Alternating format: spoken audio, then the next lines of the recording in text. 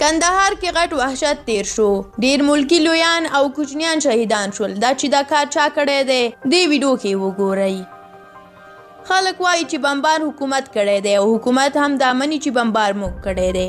خو اوس تازه حکومت ویلي دي چې یاد ماشومان بمبار کې نه دي شهیدان شوي بلکې هغه ټانک کې شهیدان شوي چې د چاودنې لپاره طالبانو آماده کولو او عملیاتو ته د تګ څخه مخکې خلک وایي چې نه برید سلسلنه حکومت کړی دی او خلکو جنازې هم ځکه د ارغنداب ولسوالۍ ته وړي دي چې په یاده پیښه کې ډیر ملکي وګړي شهیدان شوي دي. بلخوا بیا تادین خان ویلي دي چې موږ پلاوی ګمارلی دی تر څو دا تر زره معلومه کړي چې ملکیان چا شهیدان کړي دي. هغه زیاتوي چې موږ ته هیڅکله د ملکیانو له منځه وړل د زغم وړ نه دي. د مرګ ژوبلې په اړه نوماندوس لیکي چې د کندهار په ارغنداب کې د تېرې شپې د بمباریو عکسونه د کتلو نه دي. تنکي ماشومان لکه د انارو ګلونه تر سپیرو خاورو لاندې په وینو ککړ پراته دي. ملګرو ما بمبار تجربه کړی دی.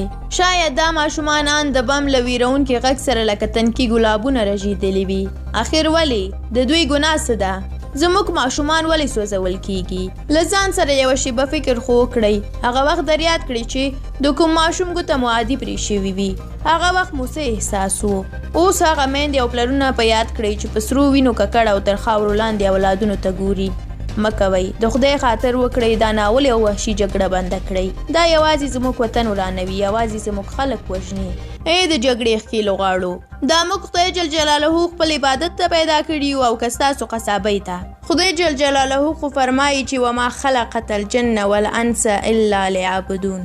بلخوا بیا خلک طالبان ملامت ګڼي چې ولې اوربند نه کوي. دا هر څه داسې وخت کې کیږي چې څو میاشتې د سولې له خبرو تیریږي او پرون تازه د قطر دفتر د سولې خبرې تر نامعلومه وخته وځنډېدلې. خلکو د دوحې طالب مشرانو ته لیکلي دي چې تاسې خو ستړي نه یئ، آرام هوټلو کې ژوند تیروئ، تاسې رخصتي څه کوئ؟ دلته جنګېدونکي طالبانو ته دم او رخصتي ورکړئ چې د ژوند په خوند دوی هم پوه شي.